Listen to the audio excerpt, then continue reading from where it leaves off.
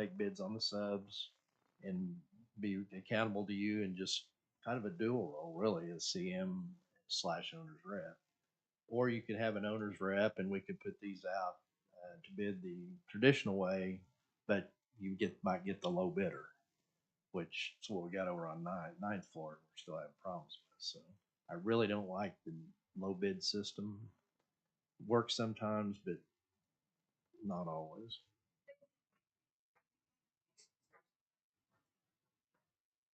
It was the pipes down at the jail. It was pretty successful. So there's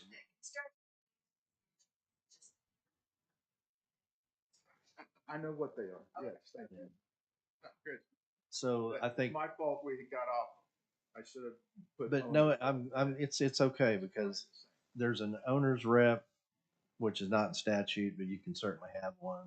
There's a construction manager, which is in statute, that actually really can serve a dual role or not, depending on how you want to set him up.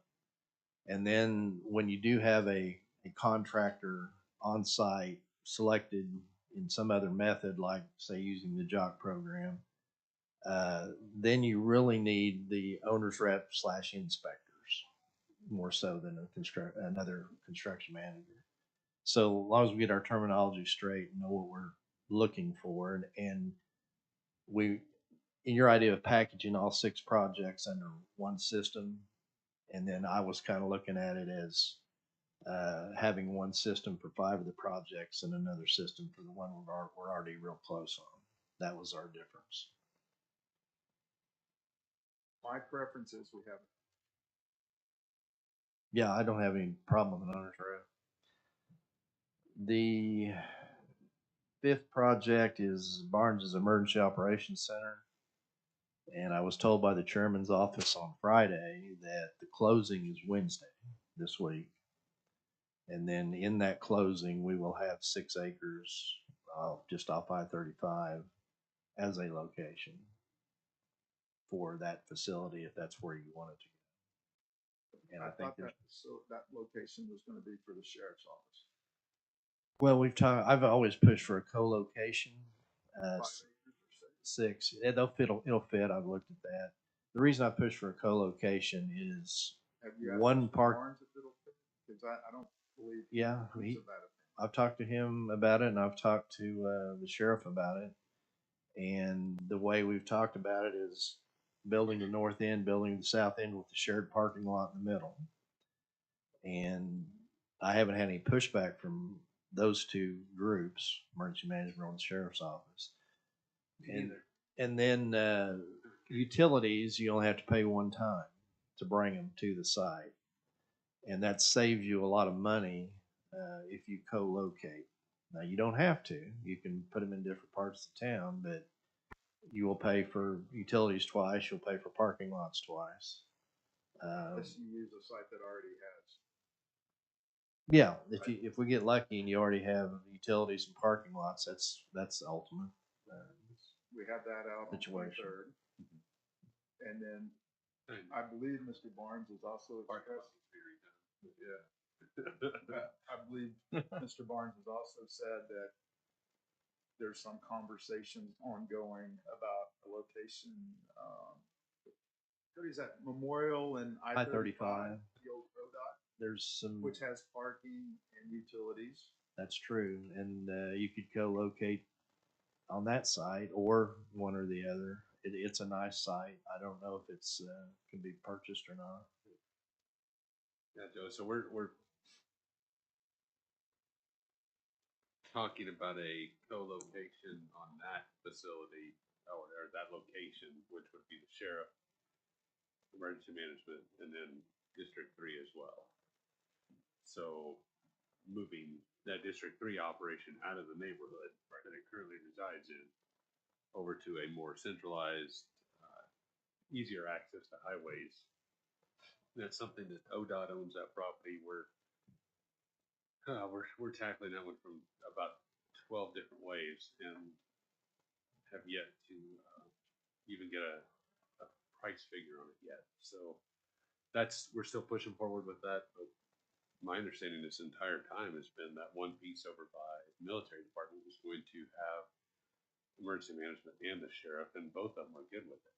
And the sheriff, uh, Barnes had gone through with the sheriff and looked at how his operation could fit on that property and how they could co-locate and everything all together was my understanding. That was from Barnes and that was from the engineer's office and from sheriff. So hearing what you're saying is a little Well, interesting. I think I should say because I understand the games that are played and nobody really wants to put. I think it's a bad location for the sheriff. I think it's a bad location for Barnes.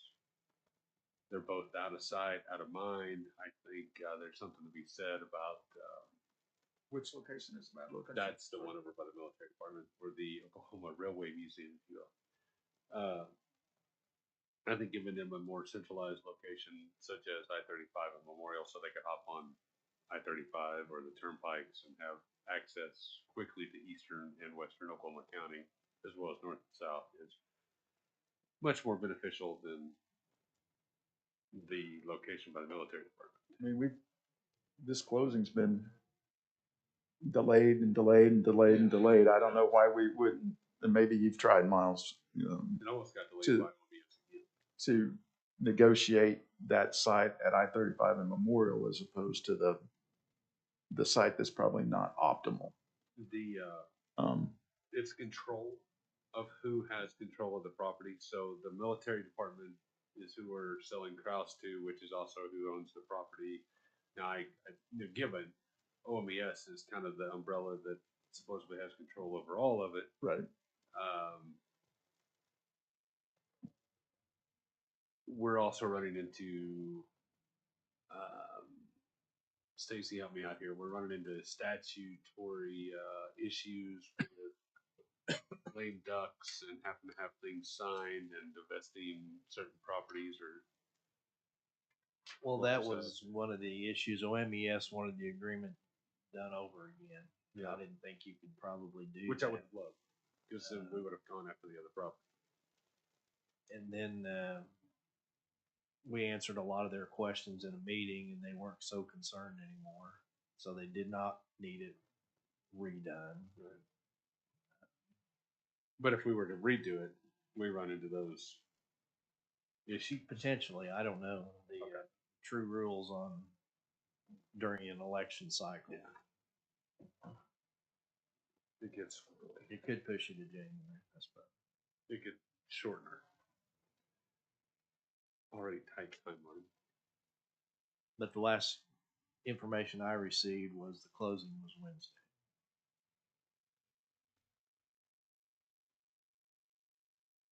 So with that, how do we? Sounds like you've got 3 sites that are viable and being discussed: I-35 in Memorial, I-35 around 36th Street, and out on 62 Highway. Four Barnes. And the decision must be made at some point, so the architects will know, what they're designing to. Yep. So it's good to have the discussions and make final decisions about locations. Probably in the next 30 days, really, if you want to try to keep on some tight schedules. Joe referred to, if you're spending these funds, they do have a deadline on cutting So- ribbons. I think the agreement with everybody is that the 35 and Memorial location is best for absolutely those two, for emergency management and the sheriff's office. I know that Commissioner Bloomer has some friends in the legislature. I know that Commissioner Mon does. Any help to facilitate at least the discussion of that piece of property, of which they are letting deteriorate, turn into vandals have torn it all up, and I mean it's not a good spot. They've obviously abandoned it. They're worried about DEQ brownfields money I mean, they're worried about things that we could come in because we can apply for brownfield money. We could do the excavation. We did it on a piece of property at Joe. You were here. The Stitch Factory is what we called it when we donated it over to or sold it to OIA. You know that it's very simple for us to do brownfield type work because we've got the equipment to do it. So if you guys can help any way you can, that'd be great. But back to an owner's rep. Well, one more thing on the last project is the sheriff's office, the new sheriff's office. We already have an architect selected through the procedures and ready to go on that particular project.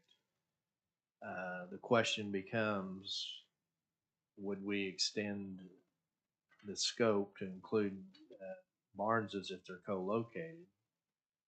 You don't have to, or you could have two architects, but they'd be forced to work together if you're co-located. Or if they're going to be on separate parcels of property, then definitely have two different architects. No, We have not selected the architects. if I recall correctly, Barnes does have an architect. He had it for. He had one for the Krause location, but he's wanting to use them for his new location as well. I don't know that he's wanting to. I think Barnes just wants an architect and a place to go. I think it was suggested to Barnes that we needed to go with that architect because we had a contract with them. Okay. But I don't know that I didn't make that suggestion. The contract was in place, but it was for a rehab on the Krause Center. That was a scope. The scope has changed substantially. Number one, the key person that was handling that contract has left that firm. Well, and that firm no longer wants to have. And that firm really no longer cares whether they have this contract or not. Then so they need to cancel the contract, or we need to cancel the contract, or that's what my thought is. That we cancel the contract, start over, just for transparency anyway, because it's now an ARPA type project.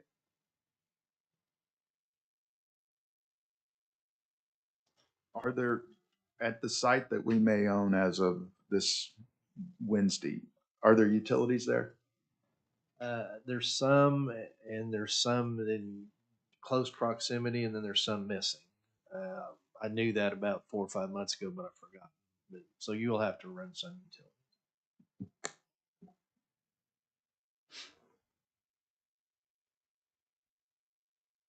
Okay. All right.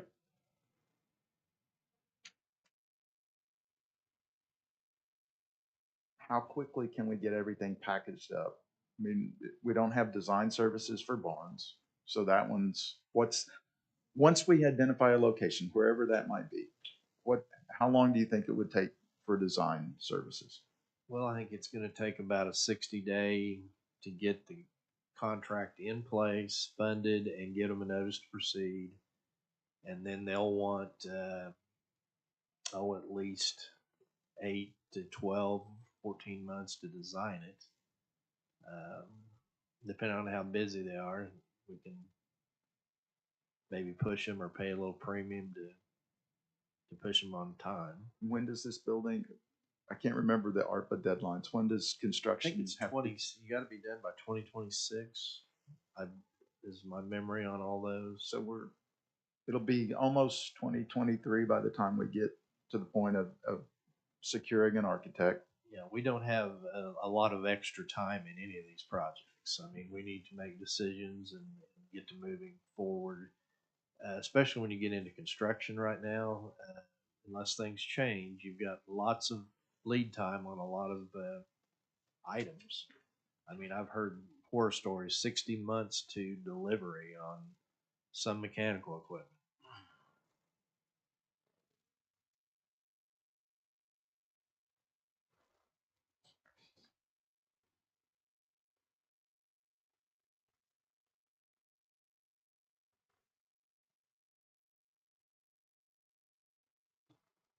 Are there, Chantel, are there firms that are owners reps that we can secure through national or state contracts? Need to- do it that way, or is that a professional service? It's a professional service, and we need to go out for that and select a good one. And Is it limited to a certain value? no, it's a professional service for an owner's rep. So it's not. I would suggest if we're going the owner's rep route, that the interview process probably, I mean, they're public meetings when you do them anyway, right? No, that gets back to, you really don't want to let contestant B hear contestant A's interview, or they'll have a distinct advantage. Those need to be done privately, and then bring the winning firm who is the most qualified to this board. You can certainly ask questions at that point to make yourself comfortable with who you're going to recommend. But we need to go through the procurement process. I would say get that started. And since these are federal funds, we need to go through a specific procurement process that Chantel's already been working on and putting in place. It would be conceivable that, let's just say, because juvenile's ready, that we went out to procure the services of an owner's rep, that we could then amend any contract going forward as projects would come online to continue in that capacity. Yeah, I think you can do amendments on professional services contracts. Well, in some federal contract work that we've had where we've had a professional service, land acquisition, for instance, when we've had additional phases of projects, that has met with the federal guidelines. Is that correct? Yeah, we've used people as retained consultants so they can go to the next phase and just do it as an amendment rather than starting the whole process over. As much as I'd like to put out to bid $20 million worth of work in the hopes of getting a contractor to stay here, it looks like that's unrealistic to have any hope of getting anything done using ARPA funds. Well, But that doesn't mean we can't get an owner's rep to oversee what work we are putting out. So yeah, to not confuse the terminologies, an owner's rep, I think you should get one quickly to represent all projects. And the scope of that service is to not only oversee, but to help us with the audit at the other end. And then on a construction manager for the 5 projects,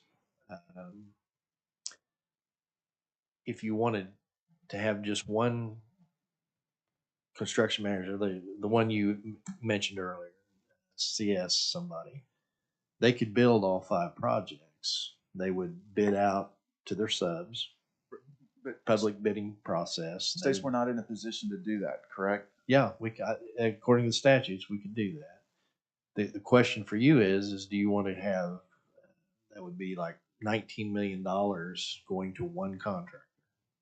Be multiple subs. It might not be the same subs on every project, but you could do it that way, or you could break it up and you take the low bidder 5 different times. That's the different procurement methods that you got to consider. What do you want to do? Which way do you recommend, Stacy? I like construction managers because you get to pick a qualified guy and you know quality's coming. I really don't like low bid system because that's what you got on the 9th floor where you got a low bidder and it didn't work out too good. My preference is to package them up so that we can attract someone that will stay with us. That's my thought too. Our experience has been, I'm going to jump from job to job because we're typically the low man on the totem pole in terms of, we see it in our road projects, we see it elsewhere. And We're not the biggest. let me be clear. I'm not advocating for anybody. I just know that when I go out for my walks, I see signs that say construction managed services provided by, and that is typically a name that you see. Right. So that's the way I would recommend you go. Then you got some consistency in the program, you've got quality in the program, and you're still following the statutes. Cost $19 million. to go that way? No, that's the total cost of your 5 projects. Okay. 20 million if you add Okay. the juvenile in there. But So what's the normal cost of that? Do you What's need a the motion, Jeff? CMS services? What do they take off of that? Here's I'm- because here's the part that hurts. yeah, I'm gonna just ballpark it at 12, 6%, and then they usually have so much dollars per month in a general conditions kind of thing to pay for bonds, and they don't know how long this is going to last. It may last 3 years. It may last 4. It's going to end in 4 years, but they put a monthly fee on there, so you pay them on a monthly charge in addition to the 6%. So that's just ballparking. I mean, it's a negotiable contract, so we'll negotiate it the best that we can. And Hold up. Count on a 10% figure, and a concentration of projects with that dollar volume is going to generate more interest in every respect, I think, that can be advantaged. Particularly when you understand that every municipality is going to be shopping for the same services. I think that grouping of projects all in one helps to make us more attractive a customer. All right, let me try this, and maybe I'll get my words right this time. I would like staff to proceed with an RFP, an RFQ for an RF5, whatever alphabet soup we want to use, for an owner's rep, number one. yes, Number two, I would like staff to proceed with putting together the necessary documents for the 5 projects that you mentioned, where we could utilize construction management service as a means of getting those underway and completed by the deadline. I'll second that motion. Thank you. Sorry, I had to move my button. All in favor? Aye. Aye. Ooh, I don't know. I love. All right. Citizens participation, board comments, Charles? I'd like to congratulate the entire football program at Texas Tech for their victory this weekend. That's all. Miles? Across the plates. No. None here. New business. Motion to adjourn. So moved. For a second. There's no objection. Yeah, all in favor. Aye.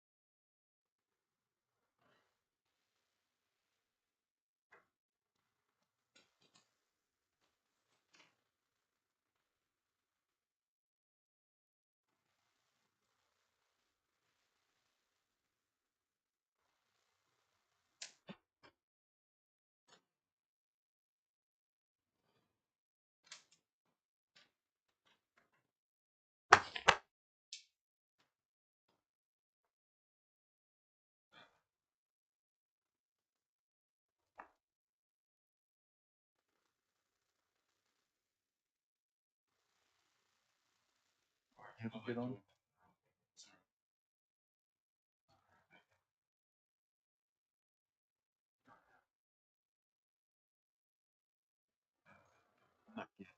The data, you want to go ahead and start it, Charles? Yes. We may have to go old school. Okay.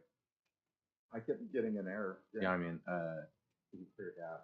I reset it 3 times.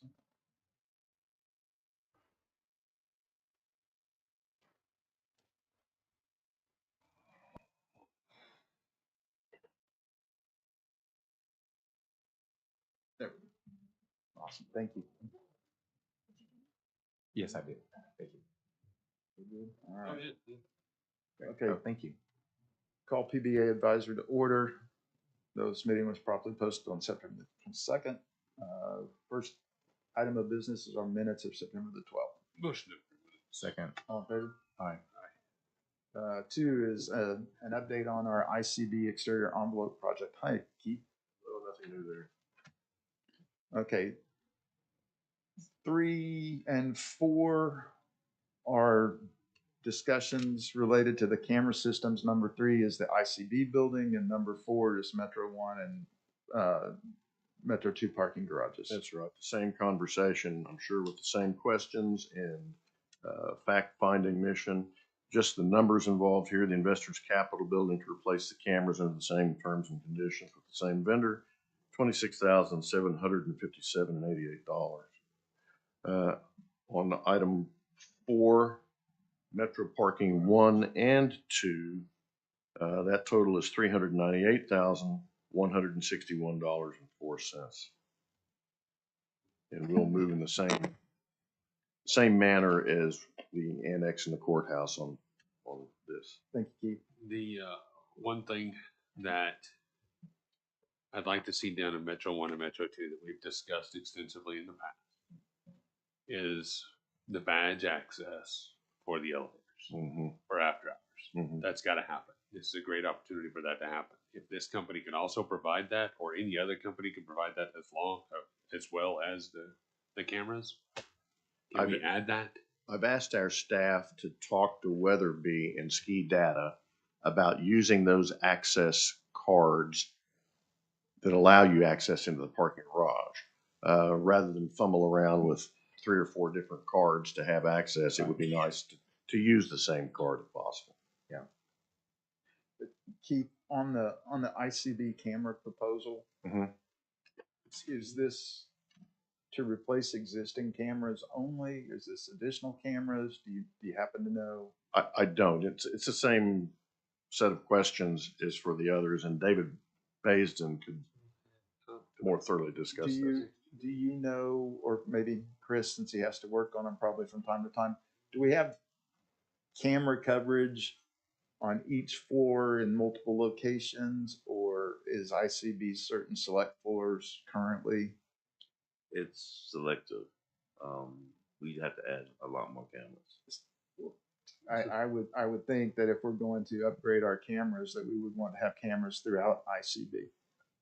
And Miles, in your question, Basin is actively getting quotes for, because another component for this camera system, as far as tracing, is the badge access. It's all going to work together. So we will be getting quotes for that also. Recall it was a security issue for the total security issue for the ICB, the courthouse, and the annex when we talked about turning all of that security maintenance over to facilities. That's where that discussion came in. It appears as though there's only one. It says 10. So 10 cameras, Digit Professional Installation Materials Indoor Camera, quantity of 10. And it looks like there's 10 installations, and that's going to be about 3,200 for the inside. But the outside, if you're not aware, there's several dome cameras on the outside of the building. Were put in not long after the bombing. So that's all those cameras are. Okay, so we want them to do the same thing on these 2 items that we had done with the addition of the elevator access. Yep. Okay. Somebody want to make that a motion? Sure. Thank you, Miles. Second. All in favor? Aye.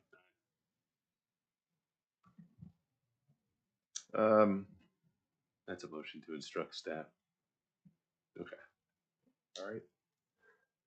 Item 5. And 6 go together too. Okay, item 5 is the discussion of additional security in ICB, and 6 is additional security in the Metro parking garage. Keep in mind, a couple weeks ago, we had a number of smash and grab, break-in, vandalism type things happening at once. And I'd asked Chantel to help with identifying possible additional security presence for Metro 1 and 2. As it turns out, Goodwill has an arm of what they do that is available through state contract, and we've met with them and have a sample memo of understanding. Also, we've met with a private sector company to give us recommendation and a proposal. We've got these two. I think Chantel can speak more to the meetings with each of these. The pricing ranges for 24-hour security in Metro 1 and 2 rather, ranges from about $15,000 a month to more than that, nearly $19,000, $20,000 a month. It's a lot of money. That's maybe approaching 10% of our revenues. I'm a little concerned that we'll see our revenues decline if this and when this continues. So we need to be proactive here, and I think make a sales pitch to the people who choose to park with us, and also a message out to those people who have to come down here when they serve on jury duty or have other business here, that we have not only a sheriff's deputy who can respond, who carries a sidearm, but also we have patrols throughout the parking garage as often as you'd like, up to 24 hours a day, to make sure that those who park here on a monthly basis, their assets are being looked after. And those people who are brought down here during the day don't have to worry as much about the safety of their vehicles. So I think Chantel can speak to the. Hey, meetings. Keith, the 15 to 19,000, that's 24/7. And do you think 24/7 is desirable or necessary, or? You know, the break-ins we had most recently were during the middle of the day, and they happened quickly. I think it's a case where you could see whether or not the 24/7 is valuable to you. And both of these companies said they could respond quickly if our needs change. So So I'm sorry to interrupt. The volume of weekend or overnight occupancy is what compared to during the day. Mm-hmm. You know, I'd say we've got maybe 15% of those vehicles that park here, 15%, 20% at the most, are overnight parkers. OG&E, ONG do leave their vehicles here overnight on floors 1 through 3, 4. And then the Park Harvey has residents in both Metro 1 and Metro 2. Okay, thank you. This is something we can act on fairly quickly. And perhaps a little bit of a bright spot, I had asked to have our receipts pulled, and the receipts thus far into this fiscal year are exceeding the expectations when we presented our budgets in the spring. So revenues were projected at about $157,000 a month, and we're ranging anywhere today between 178 to 228,000 per month. So we're doing better than expected. Because there's a little bit of distinction on the ICB building, Keith. The Metro, we were talking about 24/7. Mhm. ICB, I don't necessarily think that needs to occur. Okay. From the hours of operation. Oh, sure. On that one. And then ICB, I think 24/7 is the way to go. Mm-hmm. And I would view this as being supplemental to what D does for us. He cannot be everywhere at once. That's right. This would give us eyes and ears, the ability to deter, and then D would take care of business if these folks can't help. And that's how these companies have anticipated working with us. There may also be, if you want to consider this an added value component, an ability to help offset our costs by marginally increasing the rental rates. I know some people would feel better about having security there all the time, more security, and would be happy to pay a little more. And yeah, I'm sorry, I'm kind of bouncing around on you, Keith. Back to ICD for a moment. That this individual or individuals, however many we would have, they would go throughout the building, not just those floors that are occupied by county or state offices, correct? They'll do whatever we ask of them. And that cost that's there, the per hour cost, is not going to change whether it's they look at 1, 3, and 5 or they look at basement to. No, that is filling one slot. That's providing a security guard for that hour for as many hours as you want. Given some of the vandalism that's occurred in certain areas of ICB, I think utilizing the service throughout would be good, and it gets to the point of added value for our tenants as well. Mm-hmm. So, okay.